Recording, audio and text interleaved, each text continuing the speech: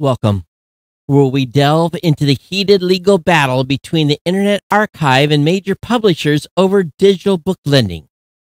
Internet Archive, a nonprofit digital library, faces accusations of mass copyright and infringement for its open library program, which allows borrowers scan digital copies of books. Recently, the New York District Court sided with publishers, labeling the AI's activities as copyright infringement. However, the stakes are high as the Internet Archive appeals this decision, arguing that their services constitute fair use and is crucial for preserving digital knowledge for future generations. That and many more stories tonight. You're listening to Geek News Central, episode 1712, coming to this Monday, December 18th. I'm your host, Todd Cochran. A big shout out to our primary sponsor at GoDaddy.com, powering our geekly adventures. Grab their jaw-dropping deals at geeknewscentral.com/GoDaddy. And hey, to all of our awesome listeners, you're the real MVPs. Bring us or back us up at geeknewscentral.com/insider by becoming a GNC Insider. If you're feeling the buzz, we're live and lit with the fresh modern podcast apps from podcastapps.com. Join our value for value movement just by hopping onto a fresh podcast app. To all of our amazing listeners out there, a big virtual hug. Dive into our digital hub at Geek News Central. Follow or subscribe to our podcast. That's the great way to get connected. Sign up for our newsletter while you're there. Of course, you can always slide into our chat room at geeknews.chat. And if you have feedback on today's show, geeknews@gmail.com. Geeknews@gmail.com is the email address, at geeknews on X. Of course, you can find me on Facebook as well. Don't forget to check our partner shows, all linked at geeknewscentral.com. That includes the Gadget Professor with Mr. Don Bain, the GNC Weekly Review with Kirk and Scott, and of course, the New Media Show at newmediashow.com, hosted by myself and Mr. Rob Greenlee. Definitely check all those shows out. And of course, don't forget about our sponsor. All available. All of our deals with GoDaddy are available at geeknewscentral.com/GoDaddy. Go ahead and lock in those savings today. geeknewscentral.com/GoDaddy. So the deals have changed. If you're just checking the show out for a little bit, the deals have changed. But again, this is the time. This is the time to lock in, get started, build that personal website. You can get started with a new domain name for just $11.99 or $6.99 a month economy hosting. That includes a free domain, a professional email, an SSL certificate for the first year, or $12.99 a month to manage WordPress hosting. That also includes a free domain, professional email, and SSL certificate for the first year. You can always get a free trial of GoDaddy website builder, your choice of personal business or business plus plans. That is a 1-month free trial. I've definitely checked all the deals out, and they all are in line with everything we've talked about in the past with all the GoDaddy products or services. Just the massive discount that we had available before is now gone. And the main difference really here is that your renewal price does not change. The $6.99 a month economy hosting, you're locked in. The $12.99 a month managed WordPress hosting, you're locked in. So when you get ready to renew for another year, you don't have to worry. The price remains the same. And all these great deals are, again, available via my website at geeknewscentral.com/GoDaddy. It's more important than ever to lock in a deal at GoDaddy. Use one of my promo codes. Using a promo code supports the show in a great fashion, in that you're allowing us to do what we do here. And I can't stress enough, this is a great time to pick up a GoDaddy product or service to share with your friends for Christmas. Maybe buy something for a family member. This is a great way. And if you depend on how much you're spending annually on Christmas presents, if you think about the GoDaddy deal right now, at the $6.99 mark. It's essentially $84 for a whole year for economy of hosting. That's a great deal. It really, really is, to get started, get online, and to potentially start a business. So I definitely want you to consider that. Again, go over to geeknesscentral.com/GoDaddy. And don't forget about that free trial of GoDaddy website builder. Your choice of personal, business, or business plus plans. That's a 1-month free trial as well. Again, all these savings can be found at geeknesscentral.com/GoDaddy. Lock in your savings today. Thank you so very much for your support of GoDaddy and the sponsorship of this podcast. All right, I hope everyone's doing well. Back here, Christmas is just really right around the corner. I finally got the energy and the motivation to set up the Christmas tree. And I don't know if I posted a picture to that at Facebook or not. I think I did. So definitely check that out. Happy my daughter has left Hawaii and spent time with Shoko over there. And so they're back in Washington State. I've been checking on my kiddos to see what they're doing for Christmas. And everyone, when kids get older and they have their own families and they're moving around, they're all pretty busy. And it's up to me to make things happen. So definitely excited to see what's going to happen with them over Christmas. But we are on the countdown. We're in the countdown for CES. It's right around the corner, really. And actually, it's not that, not that close. So what the schedule show is going to look like is pretty simple. We'll have another show on Thursday as scheduled. There'll be no show on Christmas. And then I'll be back with you on the 28th. For a regular show on the 28th. There'll be no show on Monday, New Year's. I got lucky. I got 2 holidays in a row. But then I'll be back with you, I believe, on the 4th. And then from after the 4th, I fly to Vegas on the 5th for CES. And the front page of Geek News Central will switch over to our live stream and our live content. And our live blog, and everything goes along with the content that we do from Las Vegas every year. Scott from F5 Live, he's taking care of all the bookings and get everything set up, and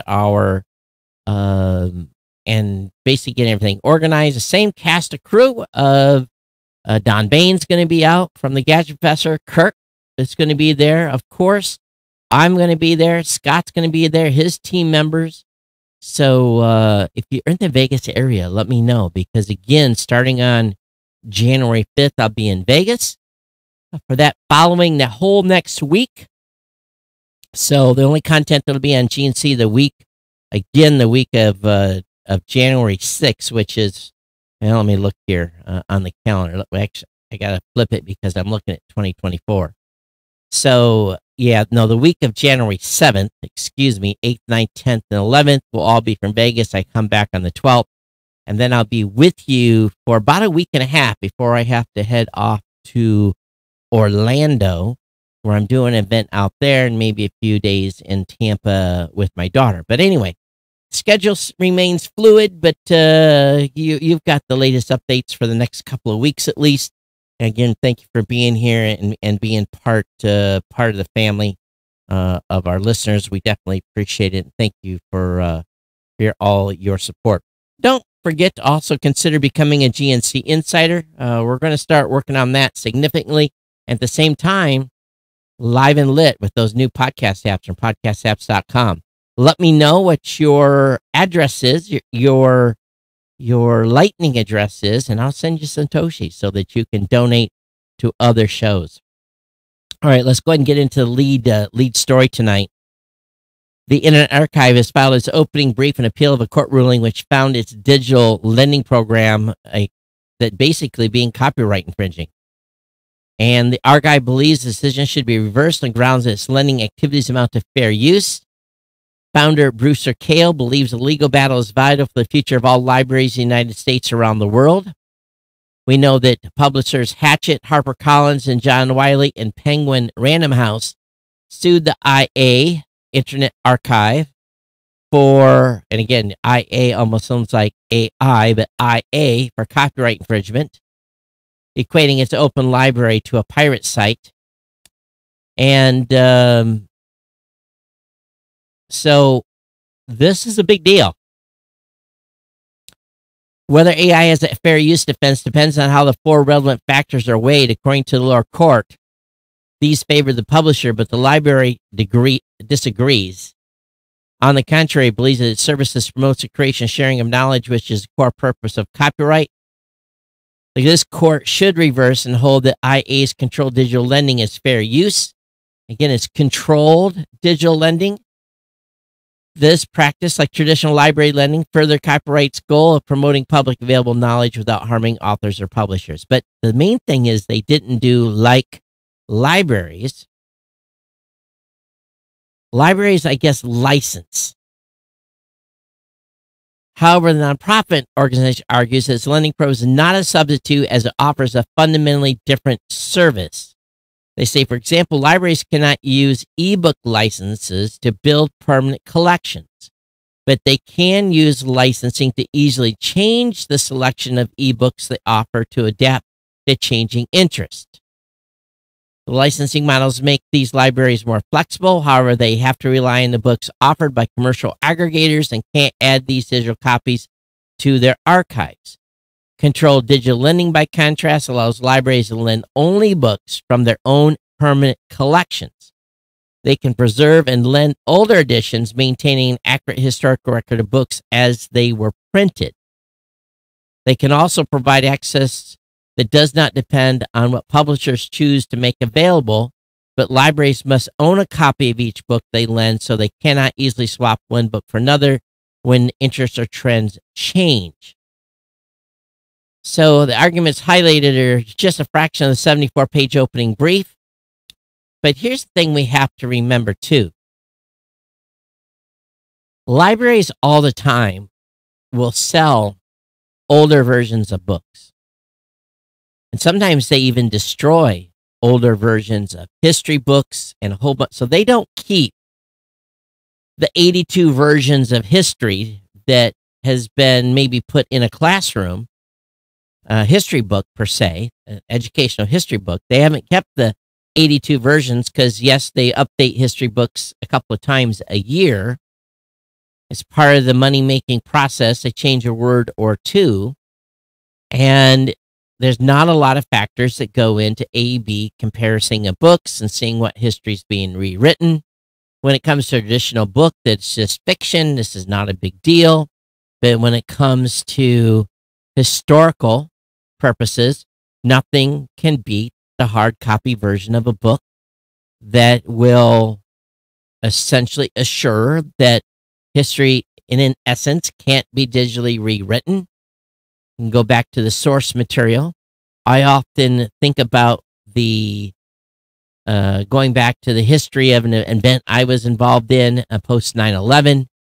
That was an event that saw the awarding of 2 medals of honor, and how over the years I forgot the exact sequence of what really happened the night of the event. And from a visual and written documentation of what happened on those initial after-action reports that were written in those early days after the event, it's as close to ground truth of history of what possibly can be acknowledged. So what my mind said 20 years later and how things had drifted in my knowledge wasn't the ground truth anymore. And I had to refresh materials from 20 plus years ago to be refreshed of the events of the night, to be able to discuss completely on the vetting of 2 Medal of Honor winners, amongst me and many, many other people that were involved in the interview process for those 2 awardees and all the other medals that were received that night, including my own. So for us to be able to maintain copies of books that cannot be changed, I think is critical, and that's where libraries and folks like the Internet Archive keep historical documentation of websites and everything else that has happened today. You can go to the Internet Archive today and you can look back at 2004, 2003, 2001. You can look at what Geek News Central looked like and what was put on the website at that time, regardless of what we've changed in the interim years to find ground truth. So this argument that digital lending is not fair use, I think, they've got some merit here, especially if it's limited. They can't allow 5,000 people to have the same digital book out. It's just like what I do now with Amazon and Kindle. It's the same thing. It's a digital lending. I pay for the purpose of being able to use that every year, but I can have 7 books checked out. I have to turn a book in to get a book, just like the library almost, except the library gives me a limited time. So I hope the Internet Archive comes out on top of this. The U.S. lawmakers call for the Department of Justice to probe into Apple's blocking of Beeper's iMessage app. We've talked about this app a couple of times, but a bipartisan group of U.S. senators urged that the U.S. Department of Justice investigate whether Apple violated antitrust laws by attempting to block Beeper Mini's access to iMessage. Senators Amy Klobuchar, Mike Lee, along with Representatives Jerry Nadler and Ken Buck, have asked an assistant attorney general to look into potential anti-competitive conduct by Apple. There have been a number of efforts in recent months to provide Android users with access to iMessage. Earlier this month, Beeper said it was able to reverse engineer the iMessage protocol and support on Android voices, but in a couple of days, Beeper's mini iMessage integration was acting up, and Apple, without elaborating too much, soon confirmed it blocked an iMessage exploit. But it didn't take Beeper long to find another way to get iMessage working on Android, though this time it required an Apple ID. Last week, the company said it suspected Abbott was deliberately blocking iMessages from being delivered to around 5% of Beeper Mini users, and it was working on a solution. So, interoperability and intercommunications have been long key drivers of competition and consumer choice in communication services, lawmaker noted in their letters to the DOJ. But consumers will never benefit from competition if dominant firms are allowed to snuff out that competition at its incipiency. The officials are concerned that Apple's recent actions disable Beeper Mini harm competition, eliminate choices for consumers, and will discourage future innovation and investment in interoperable messaging services. We also fear these tactics may be more broadly chill future investment and innovation from those seek to compete with existing digital gatekeepers. And we all hate digital gatekeepers. We know that Apple's made at least one commitment to improve messaging. The company's pledged to support the RCS protocol in 2024. After years of Google openly pressuring Apple to do so, adopting RCS would mean that messages between iPhone and Android will be more secure than SMS and allow for higher quality media sharing. So we'll see. We'll see what happens to this. A little bit of pressure there. Good on Beeper Mini. Acura has opened up reservations for all electric ZDX SUVs. The $60,000 plus EV will be Acura's first plug-in car. It will be starting to ship to customers in 2024. Again, $60,000 is the starting price on this typical electric vehicle. For those of you that are city dwellers that have the ability to get around and get access to chargers, this seems like a viable option for you. But for those of us that live in rural America, we're still screwed with a lack of support, lack of chargers, especially in Michigan where it gets cold, lack of range. Of course, my experience out in Tucson, or Phoenix actually, with the same thing, being too hot, not having much range on the Tesla that I rent. According to Bloomberg, companies are still trying to figure out how to comply with SEC cyber rules. Some public companies are still trying to figure out how to comply. with new rules from the SEC requiring speedily disclosure of significant cyber attacks. The rules, which kicked in Monday, require companies report cyber incidents within 4 business days of determining they were material to shareholders. The SEC previously required firms to close major events that would be of shareholder interest, but didn't specify cyber events. In the past 3 months, Ezra Lieberman, partner at DeVois and Plimpton Law Firm, has advised more than 50 publicly listed companies on how to prepare for the new SEC rules and participate in a tabletop exercise with executives to help understand whether the new process will stand up under the pressure of a major attack. U.S. official requested anonymity to speak freely on topics, so the new rule will boost visibility into cyber attacks, which are widely underreported. However, the SEC rules have received pushback. The U.S. Chamber of Commerce are 2 of 5 SEC commissioners opposing, but the rule is here. And I think it's important that the American public, if you have got an account with a publicly listed firm and your account is attacked, you want to know as soon as possible, right? 4 days is enough to do damage control, to figure out what's going on, to make your initial report. You may not have it all, but at least you'll have the initial report out. These are near the end of the year predictions here. Moving on. What's coming up from Apple in 2020-24? Well,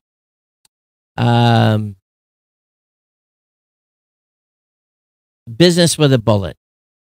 Is it a computer, communication device, an immersive entertainment experience? No, it's 3 separate things. It's Apple Vision Pro, which is expected to be made available in early March. At $3,500 a pop, you can't expect wide-scale deployment for business users, but its history is any kind of arc. You've seen them appear in strategically important roles first before being built out otherwise. I'd really like to know what the use cases are going to be. It's a lot of money for a single device. It's like 2 max is what, to buy one headset. On its current trajectory, Apple will be forced to open at least some of its walled gardens, according to the EU. And they're going to have to fight over their app store for sure. And Apple may next year introduce a hearing aid feature that works with the AirPods. We'll see. Low power and extremely high performing Apple Silicon chips are going to continue to be deployed in their computers, but we'll see. We'll see what happens here with deployments at Macs. So this is kind of a big overall view is coming to Apple. I think it's going to be a lot more of the same for sure. Hey, if you're watching us live, make sure you check in and say hello. We want you to do that. We appreciate it when you do. Next up, drone delivery startup Zipline to expand package drop-offs across the United States. An FAA exemption means the vision of drone delivery may become a reality in 2024 in a growing number of cities. And of course, 10 years ago, Amazon founder went on 60 Minutes to reveal a secret R&D project declared would lead to wide-scale autonomous drone delivery capable of dropping packages off in 30 minutes. That vision is set to become a reality, not through Amazon, but through San Francisco startup Zipline and shifting regulations. With a new generation of drones and more than 60 million flight hours under its belt, Zipline and partnering businesses are preparing to deploy drone technology across a handful of cities in the United States next year, expanded to 15 by 2025. And it'll be about 2080 before anything is deployed in the little town that I live in here. So, Zipline, we'll see what happens in the Bay Area. And something that's gotten a little bit of an eyebrow raised. TikTok told staff to avoid flagging problems with Amazon accounts. They were told to avoid flagging potential problems on Amazon accounts to protect the video platform's lucrative commercial relationship with the e-commerce multinational. Some moderators were told in the autumn not to take negative actions against a list of more than 60 Amazon-related accounts on TikTok because U.S. company is a heavy advertiser on the platform. According to exchanges seen by The Guardian, staff who vet TikTok videos ensure they adhere to content guidelines were advised not to take down the accounts or apply any tags. Tagging video or account could ultimately lead to an account being taken down. TikTok insisted this was not official company policy. A spokesperson said these allegations about TikTok policies are wrong or based on misunderstandings, but TikTok's community guidelines states that our approach to content moderation uses the same criteria no matter who creates it. Ha ha ha. The Guardian has been investigating for months how TikTok moderates its app. The Chinese-owned app has more than 1 billion users. It's become an influential platform, to say the least.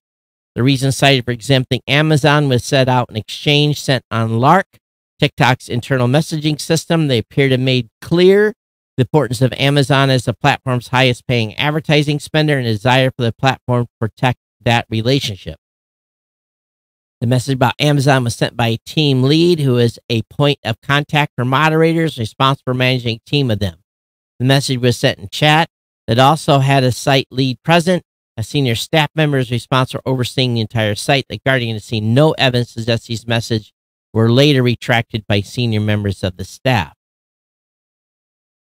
Further internal communication seen by The Guardian indicates there are several other unnamed companies on a protected list. It's been alleged that the presence of these companies on the list has led to some moderators being generally wary of tagging other major corporate accounts.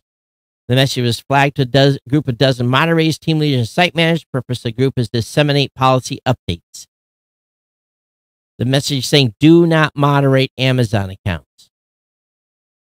So the Amazon should also include the official TikTok account for the film database IMDb, which has more than 45 million likes. There are about 60 accounts in total. So, of course, you have someone spending a lot of money with you. Don't moderate their content. Don't do that. Can't piss anybody off. This is a curious article. Mark Zuckerberg hunkers down in Hawaii to wait out the apocalypse. On a remote part of Kauai, the fourth largest island in the Hawaiian chain, someone with a lot of money is bankrolling extensive construction project. Wink, wink, wink. It's all very hush-hush, wink-wink. Security guards and cameras watch the perimeter of a 1,400-acre site. A 6-foot wall blocks locals from peeking, and vetted workers are subject to strict NDAs. However, those NDAs don't appear to function as intended, but Wired has claimed the project's patron, of course, is made his big cheese, Mark Zuckerberg. Apparently, he's making a 5,000 square foot underground shelter. That really isn't too big if you think about it. Self-sustaining energy and food supplies, lavish amenities like tree houses linked by rope bridges, and a tunnel system connecting 2 luxurious mansions to the bunker. The entire project is about $270 million. What's going on behind the wall is heavily guarded. It's no big secret that Zuckerberg is behind it, and people are not happy. A petition to stop Mark Zuckerberg from colonizing Kauai has more than 1 million signatures. Perhaps in a bid to soften up the local population, Zuck and his wife have distributed more than $20 million to Kauai nonprofits since 2018, including a $4.2 million donation to launch a county jobs program, $3.5 million going to COVID-19 projects. So,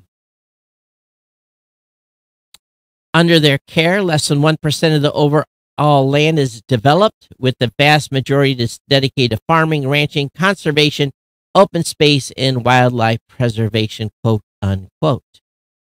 So, I think if I was Zuckerberg, to have a bunker too. Why not? If you're rich like that, why only 5,000 square feet? Make the bunker as big as the house. Of course, digging through volcanic rock is easier said than done. But I guess if you got enough money and enough jackhammers, you can get it done. Nikola founder Trevor Milton has been sentenced to 4 years in prison. A jury found him guilty of 3 fraud charges in 2022, but the judge has sentenced him to 4 years on securities fraud. After announcing the sentence at a federal courthouse, U.S. District Judge Edgar Ramos spoke directly to Milton. As difficult as it may be for you or your family to hear, I believe the jury got it right. Milton addressed the court. Prosecutors claimed that Milton pumped up the value of the company's stock by lying to investors about nearly all aspects of Nikola's business, including other things. He claimed the company had a fully functional electric truck. The company released a video that made it appear that the Nikola One prototype was able to move by itself. However, an indictment that the truck was actually rolling down a hill and that Milton was involved in the video's creation. So you lie to stockholders. He's lucky he only got 4 years. They asked for 60. Vans Supreme owner VF Corp says personal data stolen and orders impacted in suspected ransomware attack. VF Corporation, U.S.-based owner behind apparel brands Vans, Supreme, and the North Face, have confirmed the cyber attack was just impact the company's ability to fulfill orders ahead of Christmas. The cyber attack, which the company first detected December 13th, saw hackers disrupt the company's operations by encrypting some IT systems and stole data from the companies, including personal data, employing a ransomware attack. So another one gets hit. This is interesting. Artificial intelligence allowed Pakistan's former Prime Minister, Imran Khan, to campaign from behind bars on Monday with a voice clone of the opposition leader giving an impassioned speech on his behalf. He's been locked up since August and is being tried for leaking classified documents. Allegations he has been trumped up to stop him contesting general elections due in February. His Pakistan party used artificial intelligence to make a 4-minute message from the 71-year-old, headlining a virtual rally hosted on social media overnight on Sunday into Monday, despite intent disruptions that Monitor NetBlocks said were consistent with previous attempts to censor him. PTI said Khan sent a shorthand script through lawyers that was fleshed out into his rhetorical style. Text was then dubbed into an audio using a tool from the AI firm 11 Labs, which boasts the ability to create a voice. And we demonstrated 11 Labs on my new media show with my voice. So very, very interesting to do that. And the 11 Labs voice that was created me was quite accurate, scarily so. SpaceX reveals a new launch date for the 5th attempt at a Falcon Heavy mission. So they took it off the pad, and they're going to try next Thursday, December 28th. And they stood down the rocket, launching the rocket 4 times. The reasons include poor weather conditions at the launch site and an unspecified side issue on the ground. So they'll try again on the 28th. Apple is trying to fix its confusing AirPods lineup with 2 revamped AirPod 4 models, one toting ANC. What is ANC? Auto noise cancellation? I guess audio noise cancellation. So if you want the best AirPods Apple has to offer and hang the cost, the answer is simple: the AirPod Pro 2. But if your budget isn't stretched that far, you go with Apple's entry-level 129 second-gen earbuds, regularly called AirPods, or the newer AirPod 3, which arrived in 2021, which would be a better bet. According to the latest missive, the consumer doesn't know. And when flummoxed would-be Apple AirPods buyers turn to some of the best noise-canceling earbuds not made by Apple to get comparable features, in some case better high-res codec support. So, company plans to release 2 new 4th-generation non-Pro AirPod models, so effectively 2 AirPod 4s coming next year. And we'll see. But when I travel, I don't use AirPods for noise cancellation at all. 2 WordPress hosting companies have been hit by phishing ad attacks. Uh, they're warning its users that they're being targeted by cyber criminals looking for their login credentials. Kinsta, Kinsta, sent out alerts to its customers, warning them of a malicious Google Ads campaign, redirecting visitors to fake Kinsta website. By logging into these fake websites, the victims would be providing their login credentials to the attackers, which could then be used to take over their actual websites. Kinsta said it's actively identifying shutting down the malicious sites the ads link to, but added that users should be mindful of what they're clicking on. This is happening a lot. This was via Bleeping Computer, and I'm not aware of Kinsta as a company at all. Expedia is announcing that they want to use AI to cut Google out of its trip planning business. Expedia already uses AI for some customer services and to help property owners describe their homes and hotels. The company hopes in the future that AI will help it recommend travel destinations to customers based on previous trips and bring more direct traffic to its site. It's a long-term plan to shift the balance of power. I tell you, one thing I have a big challenge with is even you go to Google and you're looking at airfare, it doesn't cover all the airlines. It only covers a segment of them. Especially if you're doing international, if you're doing domestic travel, it's pretty good at giving you a lot of domestic options. But as soon as you look for international flights and you're not going to be flying on an American carrier, that's when it all goes sideways. What do you guys use for airline comparisons for international travel to look at all the potential international without going to each individual site? It gets a little old. I don't have the patience for it. But if I could find one site that does a comparison of them all, man, it would be awesome. Just like me, when people plan trips, they often start by going to a search engine to look for a destination. Only then do they visit services like Expedia, start booking travel. And I'm the opposite. I don't book on Expedia. I usually book direct because I never really ever see great deals or fine deals. So, and what are you guys really using that's saving you money?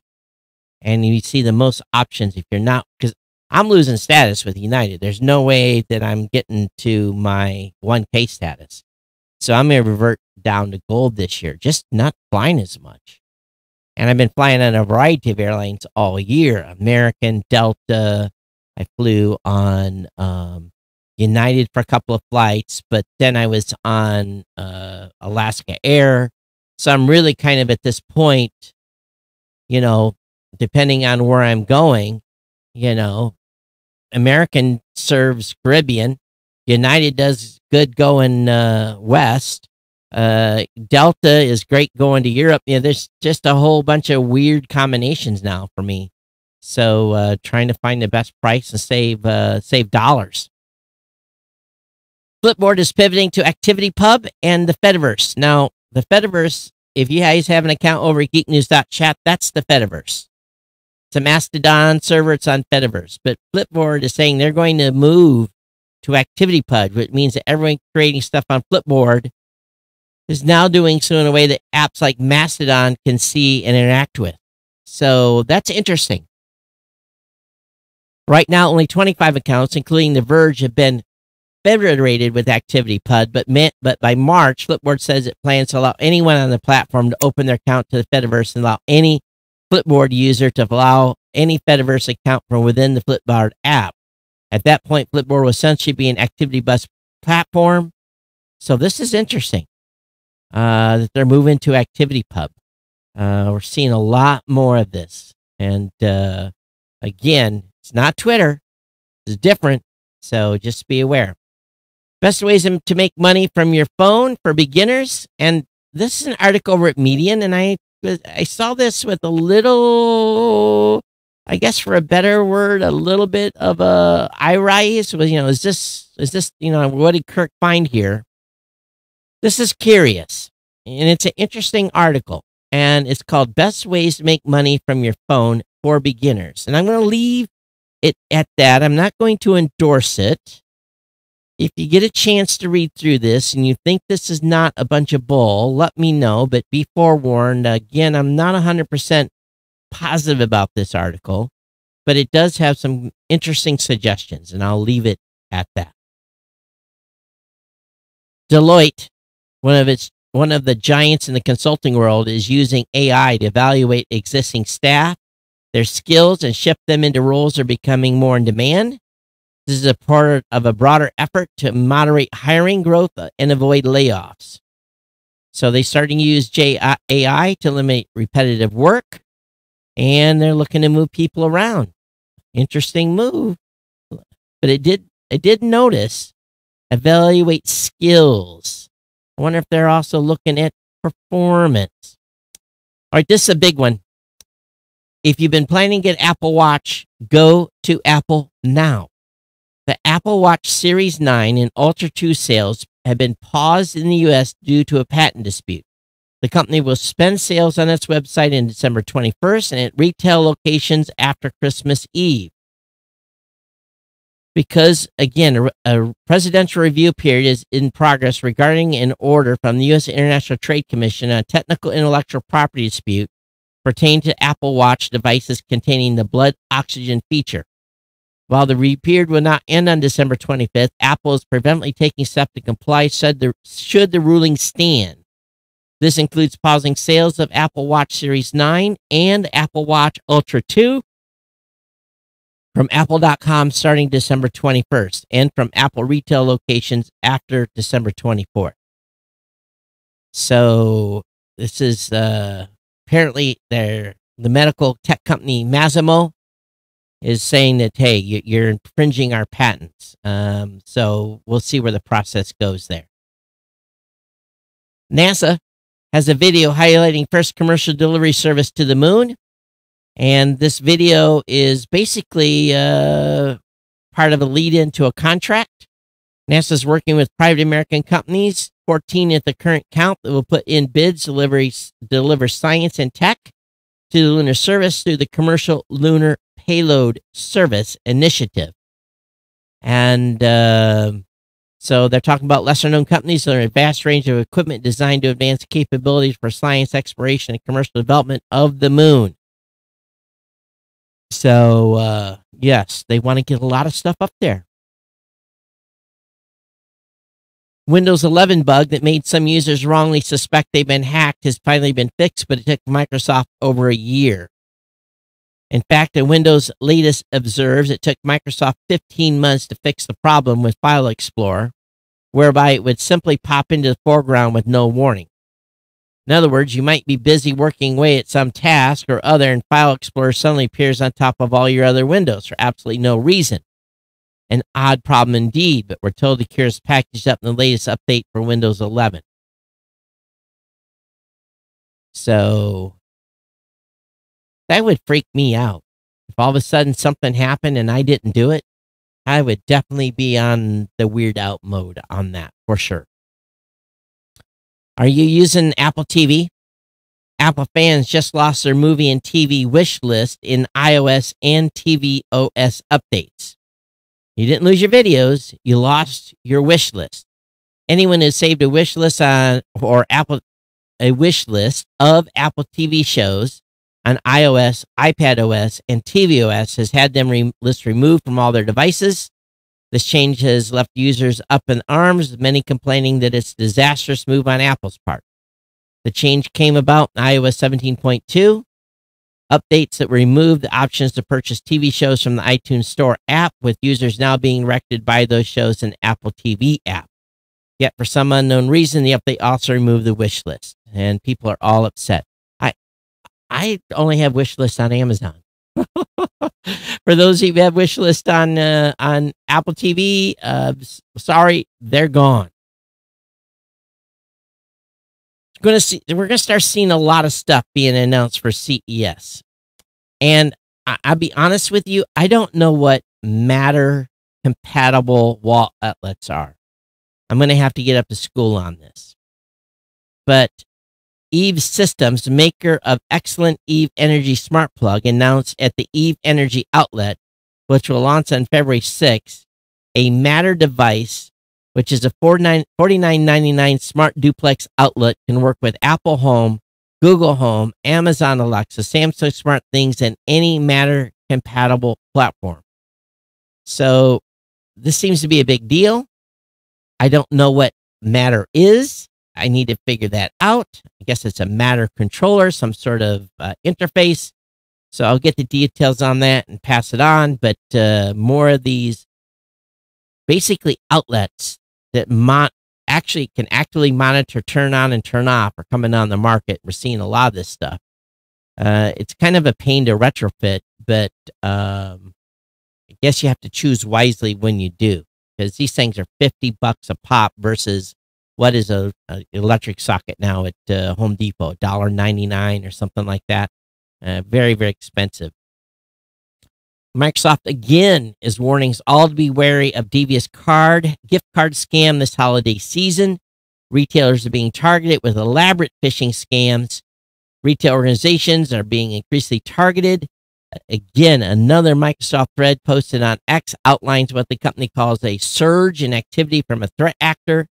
They're basically trying to force you a man-in-the-middle attack to try to get you to buy gift cards on sites that have nothing to do with the vendor. So be very, very careful what you're clicking on. Make sure that you go to the website. If you're buying a gift card from Amazon, go to Amazon. If you're buying one from whatever company, go to their website directly. Do not click on any email, any ad, nothing. Go to the retailer's website.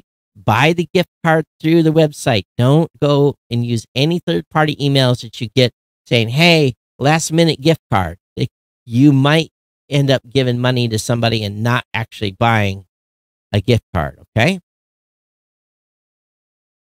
Over at thenextweb.com, the National Health Science is launching a drone delivery scheme across 30 medical facilities in the north of the country in UK. The aim is to cut costs while improving services to hundreds of thousands of patients. The Northumbria Healthcare Foundation Trust has been experimenting with autonomous drone deliveries for a while now in partnership with UK-based startup Apion. Apion, which is now made up of a 20-strong team of aerial logistic experts, has formed an API platform that connects NHS and major drone operators into one network. Think of it as Uber Eats for delivering medical equipment, such as blood samples, surgical equipment, chemotherapy drugs, those types of things. And they've done trials on a pretty small scale, but they're going to ramp it up big time in 2024 and to get deliveries shortened to hospitals in need of last-minute medical supplies. For those of you that flew Southwest last Christmas and really got screwed, Southwest Airlines is paying for its meltdown during the 2022 holiday, and a tab is growing. The U.S. Department of Transportation has ordered Southwest pay $140 million civil penalty, part of a broader consent order after airline's operation failure a year ago. That penalty is by far the largest DOT has ever levied for consumer protection violations. This is not just about Southwest. Transportation Secretary Pete Buttigieg said in an interview with NPR's Morning Edition on Monday, this is about the entire industry sending a signal that you should not be cutting corners, because if you fail your passengers, we will hold you accountable. We know that a major storm last December caused travel disruptions across the country as they are today, causing thousands of canceled flights. While other airlines recovered quickly, Southwest fell apart. The airline ultimately canceled 16,900 flights, stranded more than 2 million passengers. In a statement, Southwest described the agreement as a consumer-friendly settlement. The airline says take a step since last year's disruption to improve its operational resiliency and customer care. I know some of you love Southwest Airlines, but I call them the roll of the dice airlines. They all are to an extent, but I don't know. I still have huge reservations in flying Southwest. NordVPN comes to Apple TV. I think we already talked about that, but maybe it was another VPN. But again, NordVPN comes to Apple TV if you're a NordVPN user. All right, that's going to bring us to the end of the show. Happy Monday to everyone. I want you to be encouraged if you feel necessary that you add me to your Christmas list. We can definitely use the support of Geek News Central insiders at this point at geeknewscentral.com/insider. You can make one-time donations via PayPal, or you can set up your 2, 4, 6, 8, 10, 15, I think it's 2, 5, 10, 15, 20, or $25 monthly reoccurring donations. Those are always greatly appreciated and go a long, long way. My goal really over the next year is to get 1,500 of you, 1,500 of you that listen to the show on either a $2 or $5 a month reoccurring subscription. If you are able to do that, that would absolutely, unequivocally help us cover any long-term ramifications of any changes that could be coming in the future. But that's what we're looking at, is to try to get our monthly fiat coupon donations to the $3,000 level. If we're able to do that, it makes a huge, huge difference. Nothing changes here from an operational standpoint if things change. So again, consider becoming a reoccurring contributor to the show. And every person that does double. So if you consider 2, but you're willing to do 5, or you're doing 10, it really, one person doing 10 takes 5 off the list on a monthly basis that need to come in at 2, 5, 10, 15, 20, or $25. If you decide to come in at 20, that's 10 that you take off the list of that 1,500 total. So again, we're looking to grow the reoccurring donations to $3,000 a month. And it's done incrementally. 2, 5, 10, 15, 20, or $25 a month is greatly appreciated and will go a long way in guaranteeing the ongoing success and continued operation of Geek News Central and everything we do here and the way that we do it for tense, in case anything forthcoming changes. And not that I'm hoping that happens, but I'm trying to get ahead of that a little bit now at this point, just to get the ball rolling here, and hope that you'll consider supporting the podcast that way by becoming an insider. It's my pleasure again to have brought you the show today. Definitely consider also, if you haven't already, picking up one of the products from GoDaddy at geeknewscentral.com/GoDaddy. Your support of the podcast is greatly appreciated. Sharing this information with your friends, helping build the audience by sharing the show as well, is a great way to support the show from a long term. I want to thank you all for your ongoing support. We'll be back here on Thursday for another edition of the Geek News Central podcast. You take care out there. We'll see you soon. Merry Christmas early. I know many of you will be traveling on Thursday, but don't forget to sync and take me along with you wherever you may be traveling, to listen in the car or where in the airplane. I'll have another episode for you Thursday to travel along with as well over the long weekend. Everyone take care. We'll see you next time. Peace.